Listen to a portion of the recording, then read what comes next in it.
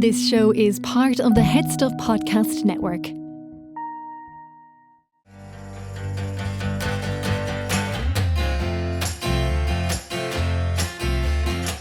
Hello, how are you getting on? It is lovely to see you. This is the final episode of Listen, I'm Delicious for this season. Are you crying? I'm emotional. I'm going to miss you. Are you going to miss me sort of rambling without any sort of a script or list of things to say at the start of the episode? Probably not. I know about 2 episodes ago, I spent about 20 minutes telling you about what my future house was going to be and very badly described it to the point where you probably didn't even realise what it was going to look like. I don't think you're going to miss that much, but maybe you will. And how do I know I said that? Because I recorded that intro in the same session as I'm recording this one. So I said it about 5 minutes ago. Today, we have The Scratch, awesome band. If you haven't heard of them, they're absolutely class. They do like sort of trad music mixed with sort of almost like sort of trad metal. It's class. You should go and listen to it. You should go and see them live. Absolutely class. I was really looking forward to talking to them. This time we have 3 people in the studio, so there's a lot of dynamic conversation. We went big for the last episode.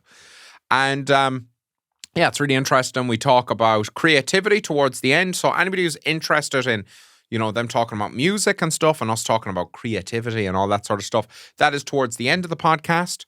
Most of the start of the podcast is about chicken fillet rolls and the things we like to eat. So we've got it all in that podcast. Can't wait for you to hear it.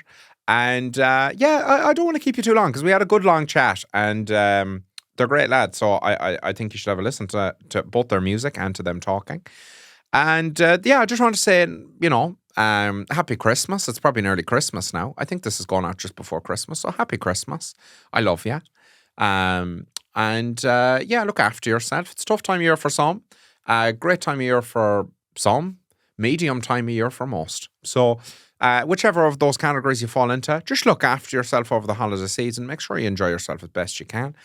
And I'll see you next year. I'll be back. We have some amazing guests signed up for next year, and last year, because this year was also class.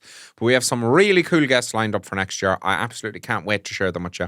Some of my favourite people on the planet are going to be with me next year. So, yeah, we've got that. Is there anything else I want to say to you? Probably not. Do you know what? I'm going to leave you with the lads. We had a great chat. So I hope you enjoy it. And until I see you next time, stay delicious. Hello, how are you getting on? Welcome to another lovely episode of Listen, I'm Delicious. We've had to upgrade to a bigger room today because I've, of course, put on weight. No, we've got 3 lovely individuals in the room today from The Scratch. Lads, if I can get you all to give your name so people know who you are and what part of the band you are and they know what your face looks like, that'd be great. I'm Daniel and I sing and play the percussion in The Scratch. My name's Carl, I play bass and sing in The Scratch. My name's Conor, I play guitar and do a little bit of singing as well. And what would you describe your genre as? Kind of like what, like psychedelic? Oh yeah, folk, metal, trad. yeah. I think we're going with Metallica meets the Dubliners in an alley With a few points involved. They have a baby. It's great though. There's such a great. I feel like there's a big trad revival now. Like it's massive again, and a big folk revival as well. But like there's such a great energy. Like there's a lot of like trad fusion about, but I haven't really heard like the intensity of what you're doing. So did you start off with metal? Yeah. These boys did, yeah. Me and Doc went to school together and we discovered metal at the same time. We started a metal band off the back of that and then did that for like about a decade and then that kind of just fell into nothing. And then we picked up acoustic guitars and just started, I guess, like playing metal through acoustics, I guess. Was using our metal influences and kind of just trying to make something happen with acoustics. I think we were all getting into folk music around that time in various ways. Like I was getting into John Martin, Ben Howard, people like that. And I just bought an acoustic guitar and then, you know, Jordo at the time was listening to, you know, a lot of his kind of trad stuff and then Lango. You were kind of going down your own demo route and like, so we all just kind of moved away from metal at one point and it was becoming more know we were more interested in playing an acoustic guitar rather than electric, but then we realized, you know, you can play a form of metal on an acoustic, and there's something kind of interesting about it, and that was kind of the early light bulb, I guess. You know, yeah, a lot of it's kind of transferable as well, because I feel like there's the same level of like grinding on your skill that you have to do with trad and with metal. Like there's loads of like 14-year-olds that just randomly play the banjo and they will put on and they've obviously done nothing but practice since the day they were born.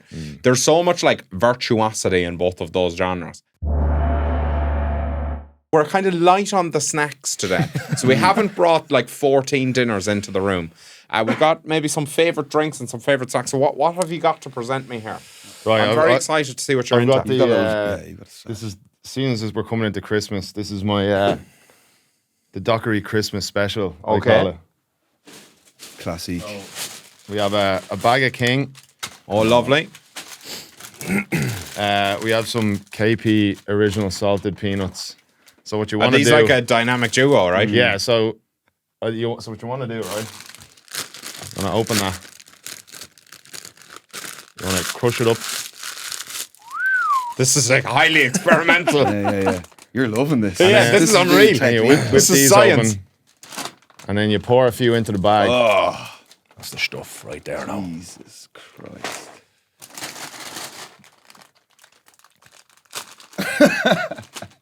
Now, and then you just kind of tip a bit into your mouth. I'm absolute. What was the inception of this? Is this like some sort of a protein So upgrade? like around every Christmas, my folks would they buy in a few crisps and a few snacks, I have and to try then it. we'd always have peanuts and crisps, and then I just started doing that. I think it's a thing though. Is it? I've never seen this in It's my life. the and I combination. don't know if this is obvious. I've eaten a lot of food now. This is the combination right here. Okay, so it's like just a massively increased calorie density packet of crisps. Oh Let's go for it. yeah. Protein rich.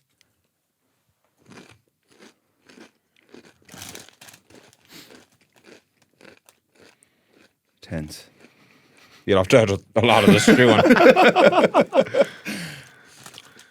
That's fucking fantastic. Isn't it? That's And then you absolutely wash it down with a fine bottle of Club Orange, the greatest drink. Fucking 100%. controversial. And Controversial. so you've got like a Controversial. controversy on this one. Orange drink. Yeah, there's been war has been raging in the gaff for many years about this. Yes. I mean, Are you not a rock shandy man? Me? Yeah. No. I'm I'm either or. Rock I'm Club Lemon or Club Orange. Rock Shandy doesn't the mixing, do it for me. yeah. It's not bad, but I'd rather go for either or. Yeah, so for me, it's got to be Rock Shandy. So this is like so Rock Shandy is I don't even fucking know what's in it. I've been drinking it for years. Is it lemon mixed in? yeah, lemon and orange. Lemon It's and orange. So this is lemon and orange mixed together. It's absolutely fucking delightful. real bits. Real bits. So this is the thing. So I've actually had on TikTok a lot of Americans ask me like, why do all the Irish people love Club Orange when we talk about Club Orange? Club Orange is like Fanta, but it's got bits, so it's health fibrous. So if you need a shite, It's extremely fibrous. It tastes more orangey as well. It Yeah. doesn't, you know what I mean? And I would less argue like the artificial orange flavour, more like potentially- actual orange yeah. flavour. It's Do you know it's what I mean? legit, and it's I'd say fizziest. I'd say potentially fizziest of the stock fizzy drinks. That you can I get in think the so. shop. Yeah, there is a great fizz off a club now. I have to say, They're the It best. hurts, I mean that like, it hurts. Club Lemon, Rock Shandy, and Orange. Yeah, they're top tier. The trifecta. S tier. Yeah, top Which would be tier, Club Lemon is probably my favorite of the three. I got into it. I got into it recently. It really hits the spot if you're thirsty. Is there real lemon? The real lemon bits in it? Probably not. I don't know. I'm not gonna comment think on there's that. a few Maybe bits there in is. it, yeah. I It think feels there's like a there's few bits. bits in Do it. they add the bits? So is this real orange juice or do they add the bits? It just tastes like No, there they're is, real. like, is it? Is it real? It actually says it right on the side. It goes. It does. With real bits. So there you go. There you go. Yeah. Yeah, no, I'm a big, but I recently got into lemon because nothing quenches the thirst like it. It gives you kind of a tang in the mouth. It's like having a lemonade. Obviously, it's like having a lemonade. It's lemonade, fizzy lemonade. Yeah. But this is like the quintessential country drink. So if you ever go to like a country party, they'll always have Rock Shandy and also Sidona, which is like an unalcoholated, what's non-alcoholic cider. Unalcoholated. And also, it used to be Lilt, but now I'm not going to bring this up because it will cause a lot of people trauma because they discontinued Lilt.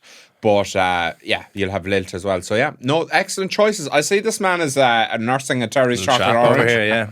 It's an iconic Lang It's just move. been a recent. I mean, I've always had a bit of a love for orange chocolate, but there was a deal going on in Sparrow one of the days on one of these, and I picked it up, and I've just never looked back. And I've since there's a Regular minty thing, one. yeah. Yeah, the mint one's good. Yeah, but I don't think it's as good as a mint dairy milk. And I'm a mint chocolate Mint fan. Crisp. Mint Crisp is the champ. But I recently tried orange chocolate buttons. You know, the giant buttons, and they're not a patch on Terry's. Like Terry's does the best And orange the way, chocolate. like, I mean, if you're an orange the little chocolate fan, circle like and the bits is yeah, great. I wouldn't bother with Who's any doing other that? orange chocolate, to be honest. I That's the think one. part of it as well with a Terry's chocolate orange is it's like the user experience. It's like opening an Apple product because you're like, it's in the shape of an orange. They've gone to that. You get to pull it apart. It's Segments. the experience. They Yeah, come segments. apart a lot quicker now than they used to. I remember being a child and trying to get it Are out. you a bit I was- stronger I now? thought that, you know the way the ad, you know the way the Like, you've ad just gotten would just, stronger. there was an ad where it would just drop on the ground and it would just be like open like a flower. Okay. So that doesn't happen, but and it still doesn't happen, to be fair. Do you But at miss least you that? can pull the slices out. Do I miss it? Well, it was never a thing. But they changed everything though. Like Do Snickers. you miss it being less accessible? Yeah, do you miss the thrill The challenge as a of kid trying to peel open? off a slice? Yeah. Nah, absolutely not. Straight out of the fridge, pull that slice out. He's of Down use. the gullet. Every day he's of Straight use. down the gullet. Are you a refrigerated chocolate man or a press? Okay, so Chocolate I'm man. actually a bit weird on this one. I either like on a warm day I leave the chocolate out, so it's kind of it's like it was sort disgusting. of no, calm down now for a second. I hear me. You can't disgusting. just shout at people before they've even started explaining Continue, themselves. continue, sorry. So, here's my feelings on it. Generally speaking, if I've got chocolate, I want it to be in the fridge. I like the fridge chocolate experience, particularly with a cup of tea because you've got a bit of time with it. So you can throw it into the mouth, and you can I use it to almost sort of wash away. It's like an erosion of the chocolate in my mouth. Sort of takes Yeah. it down the tea. throat slowly. Yeah, Yeah. Yeah. Okay. But on a hot day, right? Now we don't get that hot in Ireland, right? I like the way it just sort of warms it up, and the minute you pop it into the mouth, it just all kind of goes. I like a bit of melted chocolate. Okay. I'm a bit of a risk taker like that. So like for instance, with my popcorn in the cinema, I love Magic Stars, and they melt, but you get it all over your fingers. But I like the thrill. I will do popcorn chocolate, in the Yeah. cinema. I will. That's maybe the one What's the chocolate choice? M&M Crispies. for the cinema. What do you Yeah. pour? I What do you I pour like that. I in? like your choice. though. Minstrels. Yeah. Minstrels. And that's Minstrels are another good. texture-wise Oh, yeah, because yeah. you still get the Maltesers. bit of the crunch even after they start kind of. The only Melting problem I down. have with minstrels is I find the combination of popcorn kernel and minstrel hard bits It's a lot. plays absolute games with my teeth. I'm picking it out for about 3 days after. Yeah. I have to go home Yeah. and brush the teeth about 14 times. Yeah. Oh, what's your Yeah. popcorn combo? Maltesers. Maltesers. Or full shot. minstrels, either yeah, or. minstrels as well. But yeah, they usually have either in the cinema these These are days, in don't they? there, actually, yeah. Maltesers Yeah, it's are good. Or a Galaxy counter. Have you had them? It's like a minstrel. They're no, minstrel adjacent. it's aren't like they? sort of a skinned minstrel. Oh, yeah. Yeah, a minstrel that's been drawn and quartered. Unreal. So we didn't bring your dinners because we thought it would be too logistically a nightmare. A So lot of prep, yeah. what would be your death row meals? Oh, yeah. I don't know if sorry, go on there. Spaghetti bolognese is just like growing up. It was the only dinner my dad could cook basically, but he did an amazing one, and it was just like 4 days a week for like a couple of years. Good man. And then like when I met Langon, he'd call over and whatever, stay in my house the odd time. They'd always make him a spaghetti bolognese as well, so it just became a thing. Now is this like a hardcore spaghetti bolognese? Like they've done it from scratch? Or Yeah, is it Don Mio job? from scratch. Bit of red wine in there, say Oh. nothing, And it's good. It's really good. I think it's my mom's recipe. Did you have a trampoline? No. All right, okay. That's the red wine and the bolognese is giving trampoline energy. yeah. No, that's It quality. was a good Bit of garlic bread, bit of a roll. bit of garlic GB, bread. come Yeah. on, Yeah. GB. Yeah. Just whatever the frozen one, throw it in the oven. Done. Yeah.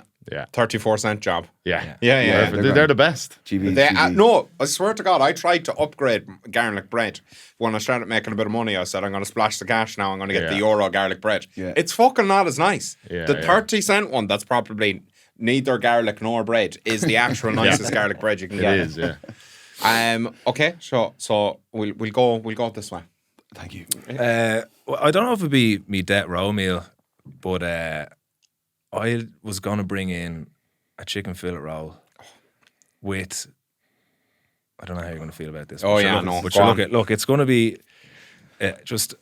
It's important to just get like a small bit of butter. Ask for a small bit of butter because they always put too much butter in the roll, and then a bit of brown sauce. What the fuck? You're not even there yet. You're not even. Brown sauce. What the fuck? Not Spicy chicken fillet, hash brown, and some cheese. It's fucking What deadly. the- It's Yeah. Man, brown sauce. What the fuck are you I on? know. Yeah, shout out Kev Curran. He put me onto it. And Kev Curran, man, Kev stop Curran. spreading that message, man. And he was Shut like- up, man. he was like, Stop. butter brown sauce, spicy chicken fillet, hash brown, grated cheese. Try it if you have the stones for it. I don't have the stones for. I couldn't. What is it? It's the brown sauce. Toast is the Brown sauce putting you off. Like Brown chef, sauce is for me. horrific. None chef of this- brown sauce. Yeah, fuck brown sauce, man. on everything. Fuck brown sauce. Right. It's not nice. It goes better. Give me a context in which brown sauce is the best sauce. Bacon, toasty, brown sauce. No, Wedge relish. roll. Do you ever have a wedge roll? Relish is better. Wedge roll. Do you remember when Wedge roll, delis brown like sauce. became a thing in Ireland, whenever that was, and then you get a wedge roll for like a 150 or something? A wedge roll. Yeah, Just wedges. just a Is that roll and just get them to throw wedges in it. Never and had then this. brown Carbs sauce on and that. carbs. Brown Bit of brown sauce and that was sauce. good. Was I'm was no that stranger something to carbs. Was that something to do with like were we like was the deli a thing or did it become a thing when I we were feel like at one point coming it of did, age? yeah. You know what I mean? Like in our teenage years, and then obviously we weren't cultured enough to know what to do, so we just got wedges in a roll, load of brown sauce. I don't know. You're I just getting feel them like the together, deli. yeah. And it There was an inception of the deli as we know it. I don't know when it was though. I feel like it. Just, I don't remember the early days of a deli. I just It's feel just like they've we been had there was a omnipresent. Londis near us in Leixlip, and I just remember like everyone just started going to it out of nowhere to get these rolls, you know. And it was like you couldn't. It was like I don't. I'm curious now. I'm curious now Yeah, to yeah, when that because it's remained the same. Like you Right. can still get the same shit in delis that you could. Yeah, You know, from day for it's one, been like. it's since day one, and Yeah. they've kind of added, but the staples have been there Yeah. since day one. And the wedges was my first memory of what you could get, or just like scrape a few coins together and just get like a box of wedges and some Yeah, brown box sauce. of wedges And it all was- day. But then it was like you can get rolls made up, and but I feel like that kind of happened at some point in like local shops. Yeah. You know, like your Londises, your Spars, they kind of opened delis. I don't know I when it remember was. yous in school telling me like talking about wedge rolls. Ah, And, yeah. I was like, Oh, what? like And then you're like, "Man, you tell crave, and you know, then- yeah. the way you crave chicken wings Yeah. sometimes, or something like that. You I know, actually hate chicken on the bone. oh really? I'm not That a big is- fan of it. Yeah, either. I'm too soft. Yeah. I like. I'll get a bit of cartilage in my mouth and be like, oh, Yeah. Right, okay. It's just I can't finish my. No, I can finish my dinner now. I've but- come around to wings because there's some really good wing places and they just make the skin so crispy and so I can kind of deal with it then. But generally, yeah, I'm a chicken off the bone man. See now, Breastman. chicken on the bone, like I'd be criticised for food waste if I eat it because I literally eat a tiny section of the middle of the wing. Yeah, you need because to if any cartilage goes in my mouth, I start crying. Yeah. I can't handle it at all. But so you remember the first I chicken do. rolls in Ireland? I just remember it. Yeah, and I just remember the cravings you get for a wedge roll for like, or for whatever reason. Everyone's like, oh, we go get a wedge roll, and they were like, whatever, so cheap, and like the they filled first- you up. You know, it was like. Yeah, the first cuisine de France rolls ferried into the Yeah, probably as well. Whenever they hit Ireland, Yeah, it was a big thing. and then we started Cuisine getting de some France. major notions. Oh, yeah. You know what I mean? But like, yeah, I am curious now when that was. But that was, yeah. And then it's just now, delis are just, anytime we're away, you miss them. Like they're not the same anywhere else. Yeah, it's they're, weird. they're not the same anywhere else in the world. Ireland have the best ones. It's weird that like the things that we're really good at, how they seem so unimportant to other people. Like, well, because I make a lot of videos about like chicken fillet rolls and like spice bags and all that sort of shit. Because obviously that's all the TikTokers ever talk about. But whenever I make it, there's like, why the fuck do these Irish people care so much about a chicken sandwich? It's like, it's not a fucking chicken sandwich, man. Yeah, first of all, it's a fillet roll. Yeah, Chicken it's a fillet roll. What you choose on it says a lot about your personality. I thought this fella seemed sound, and now I know he's not. Deep Did questions. you have brown sauce growing up in your house? I feel like this is like I would have had it like a couple Probably of the times. reason I I feel like how I feel about mustard. yeah. It's like I'm fine to have it, but I would always prefer it wasn't on it. I cannot do mustard. I came late to mustard. If it's on a sandwich, I'm a fan. No, I'm a fan. I honestly, I have to be honest with you, I feel like you're putting it on. Like, I honestly feel like everyone who likes mustard is just looking for attention. I have to be honest. I feel like they're just been saying it. I desperately crave attention, but I do like mustard. I Like came an late English- to it. I did came late to it. like an old Coleman's. Dijon, no, I'll be more Dijon. Oh, The, Dijon. the American mustard. The old I little can do, Dijon like, gets you through a lot of like. If I feel like it bougies up a good toasty. Do you ever do the toasty on the pan? You know, a bit of mayo on the outside of your sandwich. And, Yeah, and yeah, toast yeah. it up. A Absolutely. little bit of Dijon in the middle there. To I ruin think it, yeah. elevates it. Elevates it. The only time I like Elevated. mustard is if it's like that shit mustard that's probably not even made of mustard that you get on hot dog it's sauce. the American mustard. Yeah, yeah. I Taste can of do that nothing. as well. I can do that. I have to say, whenever I see you like pasting the outside of a sambo with mayo and you put it on the frying pan, I have to leave. Like, You hate it, Yeah, like? I fucking this grosses me out. I have Well, a thing like, about mayo's mayonnaise. I wish weird. I wish I liked it. You go to a pub and you just get a toasty and Yeah. then Because they bring it out with just a little yellow thing of Coleman's, is it? Yeah. Or whatever. Yeah. I'm like, I wish I liked it, but it's always like, can I just get some mayonnaise or something instead, you know? I feel like it's probably like alcohol. Like when you have your first like pint of Guinness, you're like, oh yeah, no, it's lovely, but you have to stick with it until you properly like, because when you're Systematically introduce it. 100%, and then you love it. But like I could never get into mustard. It does feel like a classy thing to eat. Whenever I see people eat it, I'm like, oh, you're classy. You like the finer things. That's me. That's what People are sick. They're sick in the head. If you like that stuff, no. I'm a bougie boy. Can I say? So a terrible chicken fillet roll would be what you'd get. Jared mustard. I'm actually gonna. food, I want to actually. get that straight after this. To be honest, Fucking That's- delicious. brown Tell you, sauce. it just Come on. I'd have been Don't disgusted knock it till you if you try it, brought can't that. you? okay. Right. Open So if your we took mind. brown sauce out of the equation, how would you No, feel don't about it? change. Don't All change right. for No, me. but just all right, I guess he's finding your danger point. Like, is it just the brown sauce? It's Everything just the else? brown sauce. I'm Brown sauce. absolutely fine with the hash browns. Absolutely fine Tiny with the little bit of chicken. brown sauce. Okay, yeah, No, no. Little lick, little fucking. And did you say no butter as well? No, like a Tiny small bit. butter. I just have a thing about like just too much butter. I like, it's my pet peeve with delis. So do I. It's just when they fucking when you're like, yeah, just a small bit of butter there, and they're like, yeah, grand. They're just like, Taco fucking two sauce. sides, and I've, you're just there. I've been What behind sauce? him. No, I've been fucking behind him in countless roll with that delis, butter. and he's like, "I'll just get a chicken fillet roll, and I just get a tiny bit of taco sauce." and she's like, "Tacos." It's like taco sauce, yeah, and it's like the most taco sauce ever, and he just turns around, and I'm just like, couldn't have made it clear. Yeah. But no. But yeah, so I always say like specifically a small amount of butter because you're still going to get an absolute arseload of butter. Do you know what I Yeah. mean? And then so I've learned to live with that. Bit of brown sauce, cheese. Anyway, you know the rest. Yeah, it's other than the brown sauce, that's absolutely fine. Anyway, moving on. Let's get out of there. Lasagna, I think, would be the final meal for me. To get us out. Lasagna, very Lasagna. Italian. Yeah, old Lasagna. school lasagna. Lasagna. My mate Kev Metzger makes it. And You make a good I make lasagna. a decent one. Yeah, I make a fairness. good one. But And is this Kev all- Metzger makes a top tier. Is it like a from scratch job or is See, it the he'd sheets? be more from scratch. I'm not making the sheets, Okay. brother. They'll let roll in them. Jesus wept. He'll make the sauce from scratch. Generally, I kind of, if I have the time, like blend up tomato, like make the sauce. But generally, no, I'll be like a cheaty. But he'll do it from scratch, and then air fryer the chippies and lasagna. They're the combo because you get the first few cuts of a lasagna are great and structurally it's strong, and then it Yes. starts kind of mushing up. Yeah, absolutely. And then you fork up with like a chip. Yeah, oh yeah. It's a bit of a yeah. plow, and you kind of get the lasagna on there. And that's That's the stuff absolutely now. how it's done. 2 liter.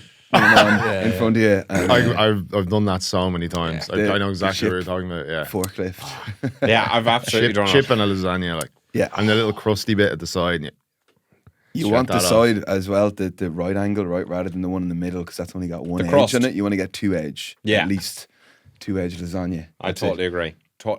I probably going to piss you off now. I'd add coleslaw to that. I love coleslaw with the lasagna. Oh, that's big that's time. a big Chili con carne, Fucking or like a no. chili and like rice and chips and a big dollop of coleslaw. I think any of those types of dinners and a big dollop of coleslaw. Oh, I love the that's coleslaw ruined it. coming on. The Coleslaw with everything. coleslaw Pizza. fucking goes with everything. Pizza. That's weird. You've gone weird. Not.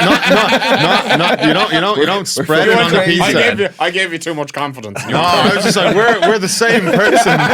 Kellogg's and now my What heart sort is of a- broken. what sort of a No, pizza? just you get a pizza and then instead of a dip, you just have a nice bowl of coleslaw. And you take a bite of pizza and then a bit of coleslaw. Right. Okay. Listen, like I'm willing to try it, but I've If never you like tried. coleslaw and you like I pizza, fucking love coleslaw, man. yeah, well then, yeah. I fucking love coleslaw.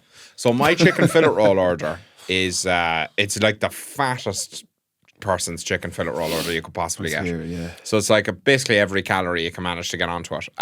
First of all, I don't tell her to put a small bit of butter on. If she wants You to go, express yourself. you want to go wild with the butter. You Want be the my river guest. of butter coming out the bottom. Come on.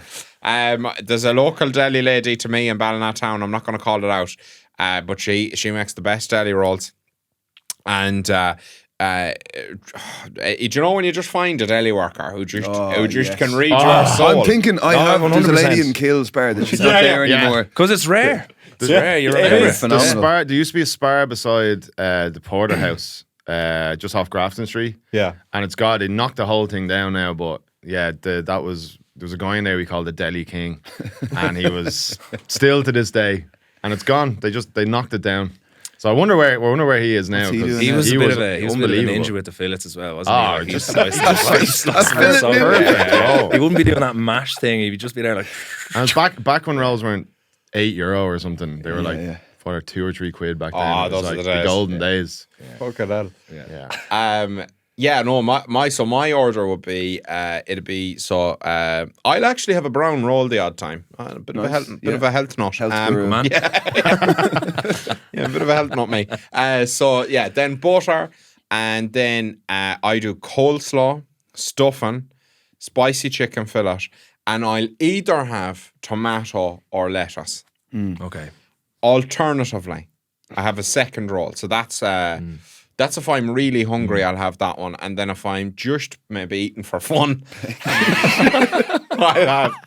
I'll have lettuce, taco sauce, cheese, spicy chicken fillet, and onion, red onion. Okay, Sweet. Okay. That's sweet. That's pretty much my one. That's Yeah. a fairly gold standard one, I'd imagine. Actually, I've conducted research. I feel That is that role I've dubbed it the People's Champion. I did an extensive survey on Instagram and found out that was the perfect deli roll. Did I say cheese? Yes. Yeah, Yeah. okay. Cheese first as well. Cheese first. Yeah. Yeah, Absolutely. That's another thing I falling hate everywhere. about just bad roll makers. They just lash way too much cheese in. Do you Yeah. ever know? Just- Yeah, that's a thing. Butter and Flakage. cheese, they're too heavy-handed with those two. You want to ingredients, I kind of find. have enough cheese so that the chicken fillet roll has sort of melted it to the point where it's incorporating. Exactly. Yeah, That's the idea. cushioning into the other ingredients. Yeah. Absolutely. What's the worst roll you've ever seen? the worst roll? Yeah, have I've you ever ever been seen? in the queue behind somebody Oh, and just yeah. seen someone An eyebrow razor. abomination? So the worst one I ever had was and it's the strangest thing that this is bad because it's going to sound bad, but the reason it's bad is actually a different reason. So I was actually told this by a deli worker because I went and asked them what the worst roll they ever had was because I wanted to order it. And it was bacon, cabbage, potatoes, right? And like a bacon and cabbage dinner, right? So far, believe it or not, I'm in. Yeah, Okay, same. so Yeah, far I'm in, right? Yeah. With gravy. All right. Yeah. Gravy's wild. That's That's a parsley sauce dinner. For the love of God. Gravy and Gravy. It doesn't work on a roll. It's too squishy. Yeah, I could see that moistening things up. Maybe a bit thicker too much. gravy. I was going to say, I feel like Or a small the inception of the idea was a Sunday roast roll, but they just they skewed it wrong. You know what I mean? Maybe there's Sunday something roast, in there. So no, there's the germ of an idea in there. Yeah. The weirdest one I've ever seen is I used to work in a phone shop. I used to work in 3 in Galway on the Headford Road. I don't work in there anymore, so I can tell you. I used to work in 3 in Galway, and there was a fella I worked with, and everybody I worked with, or whoever went into that shop, is going to know exactly who this is, but I won't name him. He used to go into the Tesco, and he was notoriously fucking cheap, right? This fella... Like, if you had 12-cent change to give this fella, he'd be fucking texting you for it. He used to go in. And he used to buy... he used to buy a demi-baguette, right? So he'd get the demi-baguette, and then separately he'd go to the deli counter, get 2 sausages, okay?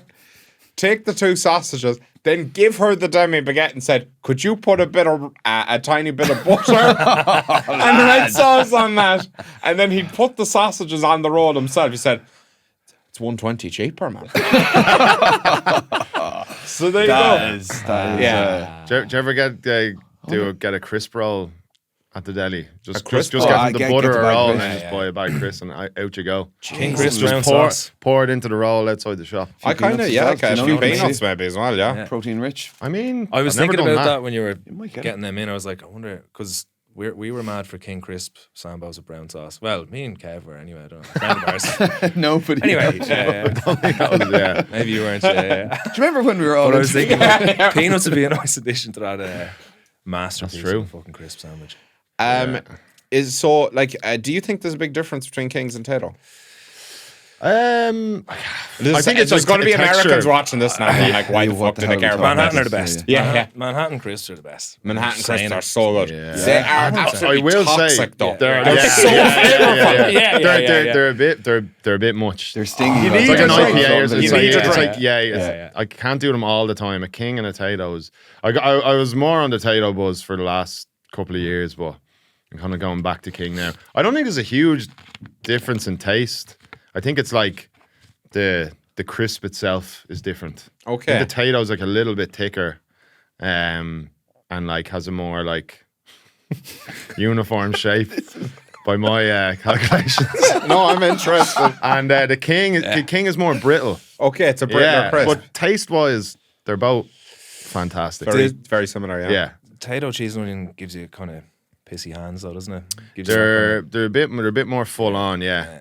I think they're a bit Yeah, more that's- full on flavor wise than That's King. strange that Crisps, you're yeah. complaining about that, but you like Manhattan crisps. So Do you find you Yeah, have the Manhattan are Manhattan crisps More they blow the fucking balls off you, man. yeah. They do, yeah. Your lips after the them. salt and vinegar? And you always get the massive bag as well, and you're obviously gotta finishing finish it. it, yeah. And Oh, your you're lips finishing, are stinging. Yeah, if you're brave enough, After. get out there, get a full pack of gums, salt and oh vinegar my God. Manhattans down.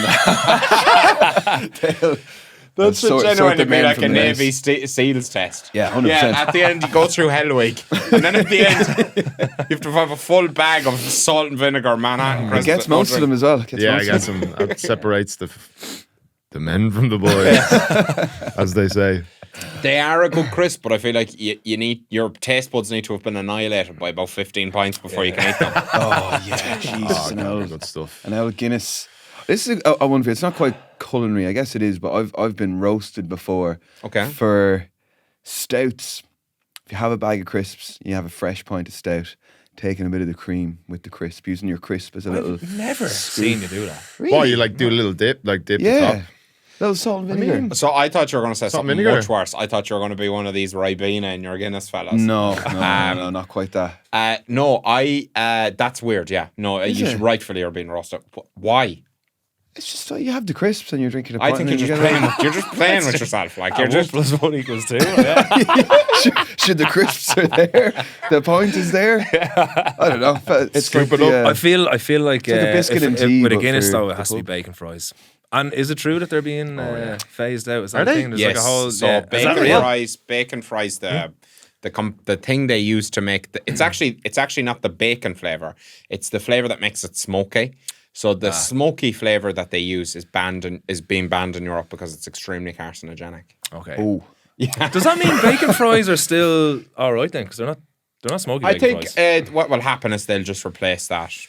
Whatever mechanism they're using to make it now, they'll just replace that with something else.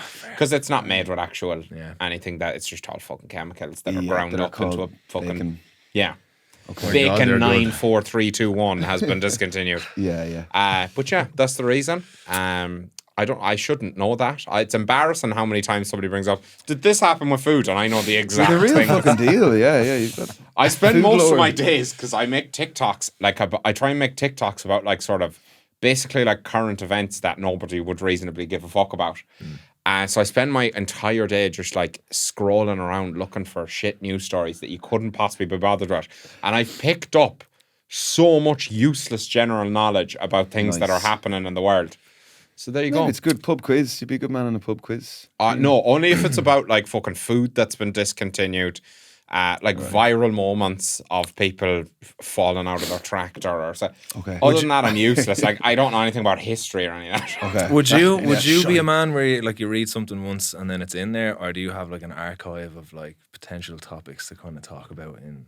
For videos. Yeah. Well, I guess in general, but also for videos. Like now that you're doing it like all the time, are you just like, right, I might save that one for a future little vid, or is it already you read it once and you're just like it's in there? No, so I actually don't think of videos in advance. So I used to I tried to like make videos for ages where I made like 3 a day, and then I was like, oh, I have a bank of videos, but then I was just making a lot of shit stuff. I do still now, but it's people are watching it, so that's what I'm going for. So basically, what I do now is every day at about 5 o'clock. I do other stuff during the day. Like for instance, like I get up pretty early, 1:30 or whatever. And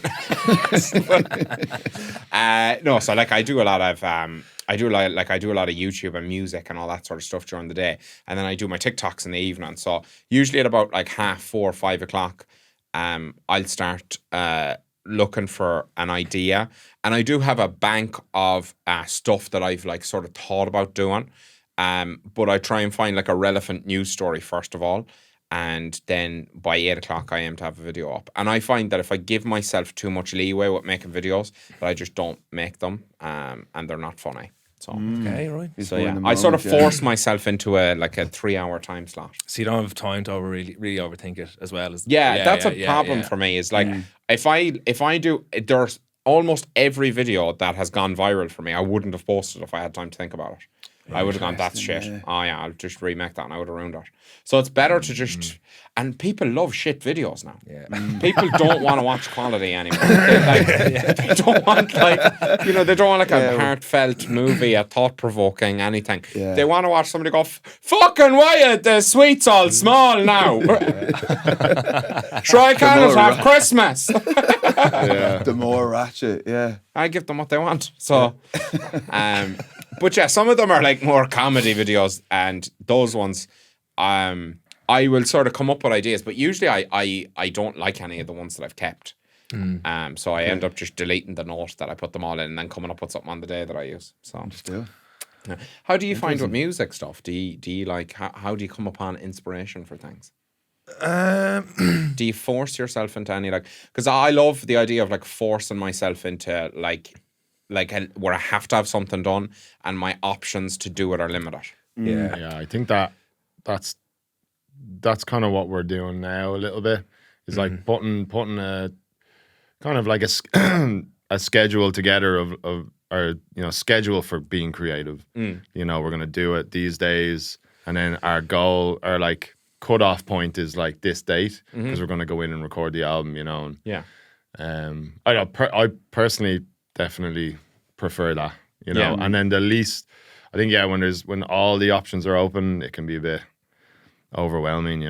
But so like limited options and a bit of a kind of what's the word?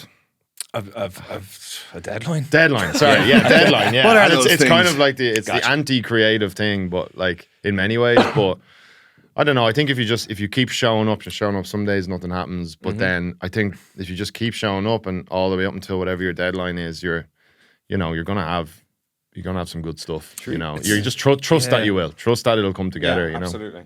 That's a big thing I think though is just trusting that you can do something more so than like trying to force yourself into it. That was a big one. I think like it's when you don't trust the process, or like you don't have trust in it, or maybe there's a lack of experience, or maybe one you had a bad experience.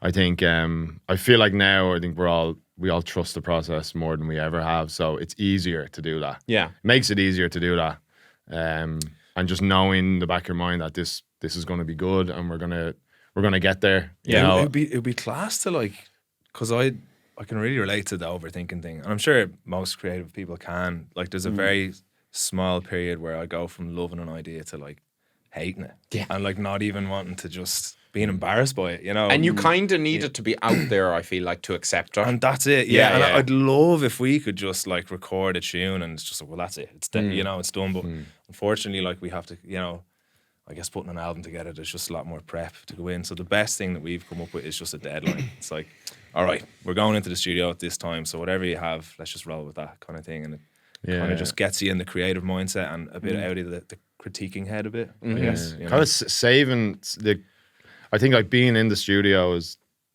you know, things will always change once you get in there, and it's a good space to be off the cuff and like to change things on the fly, and kind of just leaving space for that to happen around that time, instead of trying to do that too early, or trying to overthink it, or trying to, you know, go through all those processes before you go into the studio. I think just knowing that right now the important thing is to get, you know, act on like whatever initial inspiration or whatever's feeling good at the time. Let's follow through with it. Doesn't have to be the finished thing, and let's move on to the next thing once we've kind of brought that to where it can be, and trusting that once you get into the studio, then the bells and whistles can happen, or we can maybe change the structure last minute. Who knows? You know what I mean? When everyone's in there and everyone's in that focused, and you've like whoever you're producing or you're recording with, everyone's going to have ideas, and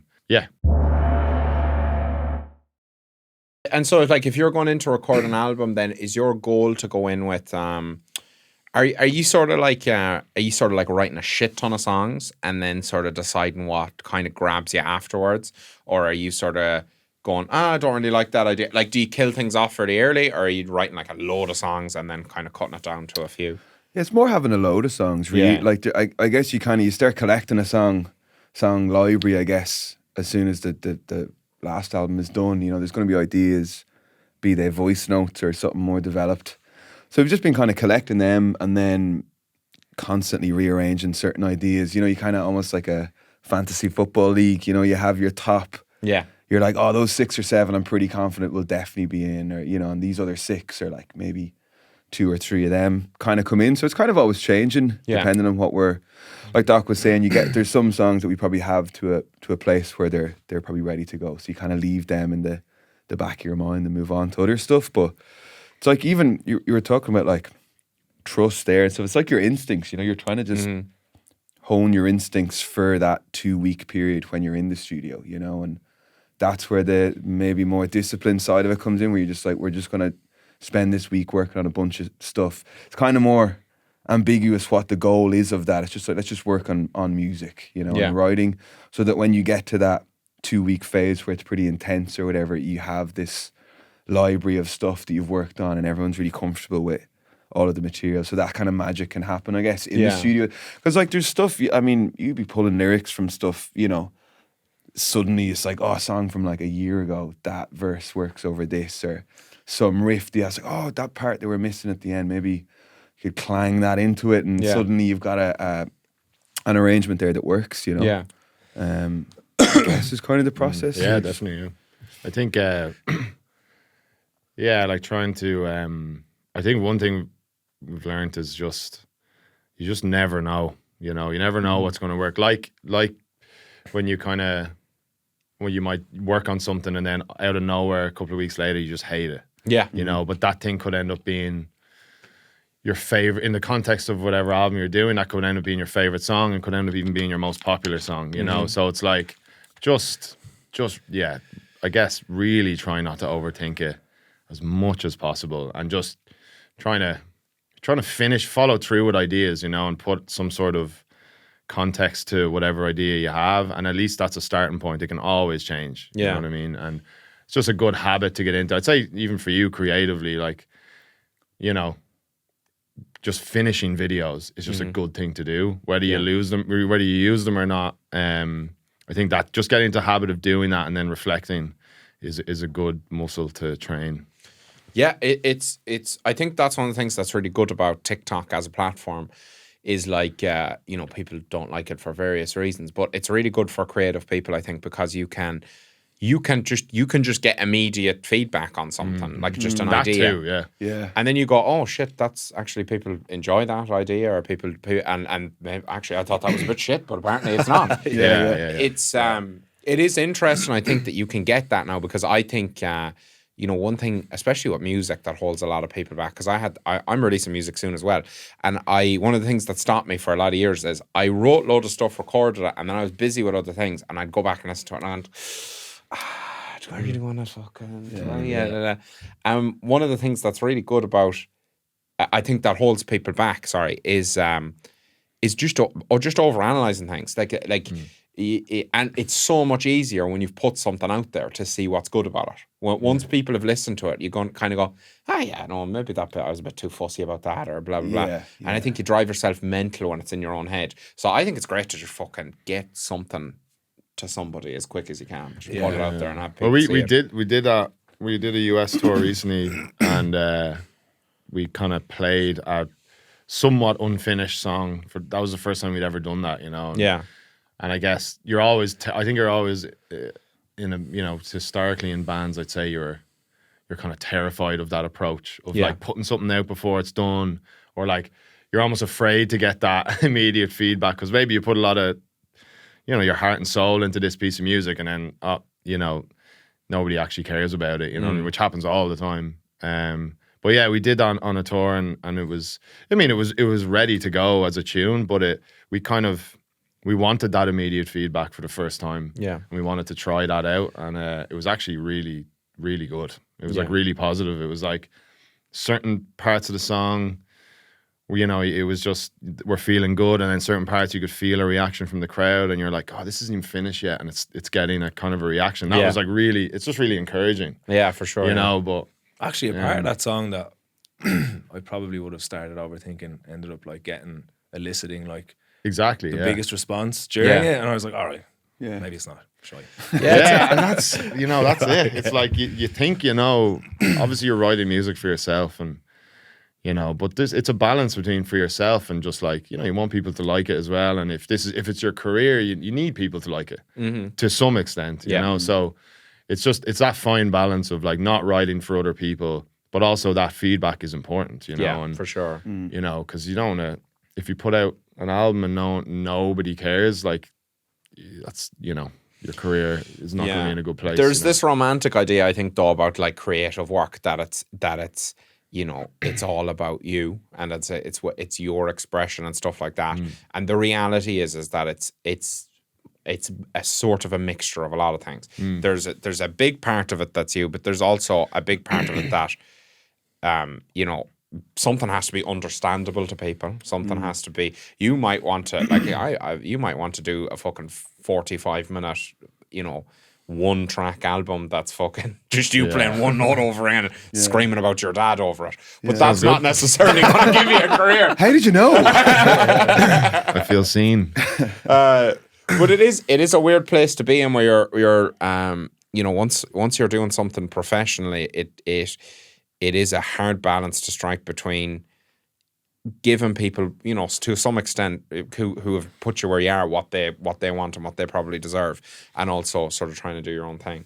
And I think the problem is the overthinking is like, it's probably best to just fucking get it out there, and then it's often surprising with anything, because I used to do a lot of production as well for other people, and some things I would just think were shit and they flew, and some things I thought were brilliant and nobody gave a fuck. And like it's the same with videos, even on TikTok. Like there's some videos I'm not going to post that, I'm going to make tits of myself, and then the video will get fucking 20 million views, and it's like, why? This isn't even is forming your own opinion on your work then just like unnecessary suffering then? I think so. That's the big question, because that's so stifling. And therefore, can you therefore just focus on trying to be creative and just try and keep that part of yourself. Separated. The critique Mm-hmm. inside you, just like Yeah. I don't know. Is that like a mindset you can practice? it's 'Cause something it actually artists turns do. out it doesn't actually hold Have much any- water. Yeah. Like, Yeah. You know, Like- if a lot of things that you thought were going to do well didn't, and then vice versa, it's like, is there even any need for that anymore? Yeah. Yeah. You know what I mean? Can we just? Yeah. Yeah. It seems like the important thing is to be prolific more than anything. Yeah. And then, you know, once you get sort of a response to something, probably polish it up a bit. That's how a lot of people seem to be doing it now. And I think it is, you know, that's maybe more honest than you sort of trying to figure out how something is going to do after you've done it. Yeah, it's just on. It's like, yeah, like put it out and then on to the next thing. And I think like trying to find the enjoyment for the most part, it's obviously hard and it's stressful and taxing trying to write or be creative in any way. But I think if you can get to a place where like you really enjoy that process, I think you've a better chance of being prolific. And then that's it really. It's like, I think if you ideally you don't want to be completely drained after an album process. You know what I mean? Because you know, there's obviously going to be ebbs and flows, but ideally you just want to be able to just keep doing that over and over. And then you're in a position where, like you said, you don't really need to worry about that. Yeah. You know, it's just like, well, you know, that body of work is what it is. Now we're already onto this next thing and we're loving it and we're buzzing, and you know, and it's in this day and age, you have to release a lot of music. Yeah. You know, a lot more than you used to, maybe, unfortunately, in some ways, you know, but I think that's the most important thing. I think it's kind of, a lot of people find it depressing to treat music as content, but I think you do have to some extent, you have to treat things if you want it to be your job, you kind of have to treat it as content. And then, but when something is good enough, and this is the thing that I think, you know, people get really depressed about that, but I think when something is good enough, it still transcends that. You still get to have it be art, but you kind of have to treat things as content, I think, to get there. One of the things, like, I used to see a lot when I used to work with people is they get so attached to, like, a song and they spend fucking a year trying to make the song work, and the best thing for them to do would be to just make more music. Yeah. But they're just 100%. obsessed with this is the thing that's going to work. And a lot of the time it's the thing you think is shit, and that's just fucking... People are like, oh, fucking love that. So many examples of that. Yeah. Like forever and ever, you know, songs that people are like, that wasn't even going to go on the album. And it ends up being the song, you know. So yeah, It's hard to do in the moment, isn't it? It's When you're hard, attached, yeah. You know, and you're like, oh, but I think, close. you know, I think yeah. that idea of being prolific, or just, I guess, just remembering what your job is essentially as a musician. You know, it's like, whether it is your career or whether it's just something you want to do, it's like, it's just writing music, you know, and like just doing it all the time, you know, and that's saying, if something does well, great, happy days. If something doesn't do well, at least there isn't this big, at least you're kind of like already moving on and on to the next thing, and it's not this big, massive, like, you know, mountain to climb. Oh no, we need to do another album now because that didn't do well, and you know, it's but it's hard. It's hard I do to do think that. if you're good enough and you do enough, people will eventually notice. If you're not getting anywhere, it's probably either one of those things. You're probably either not doing enough, or it's just simply not good enough. And there's a lot of people who think their problem is marketing, and it's just, you've made one song in 3 years and it's fine. You know? The marketing only works if you've the music to back it up, you know. It's like, but it is easy to get caught up in your own head about these things. It's for sure. But listen, lads, that was a fucking absolute pleasure. Thank you very much for introducing me also to this. Man of the match, yeah. Yeah, this is see, and I will, as if I needed a way to get calories into something else. I will have about 10,000 of that combo this Christmas. It's just sitting there. It's the textures. Pouring it it's down the great. gullet. It's great stuff. Good. It's good. Yeah. It's been an absolute pleasure. What have you got coming up? Any gigs or anything you want to tell people about if they want to come and see you? Yeah, the Irish tour is the one on the cards now. We're roaming around all sort of spots. I don't know what tickets are there. Castlebar this Friday, and then Kilkenny, Waterford for Kilkenny, 3 nights. Waterford, Cavan, Donegal, Dundalk. Yeah. the counties. Yeah, the we're doing the We're counties doing big style. a tour of the towns. The Tour of the parts towns of Ireland 2024. will be included. Come on. Cam's welcome. But then we're recording a new album in January. All Class. going to plan. And then Europe. that's the buzz. Yeah. Lovely stuff. Sheena will, yeah. Up she flew. Absolute pleasure. Apart from that abysmal role, everything went smoothly. I a felt. grower. Yeah. And to you at home, thank you for listening or watching if you can see us. And until next time, stay delicious.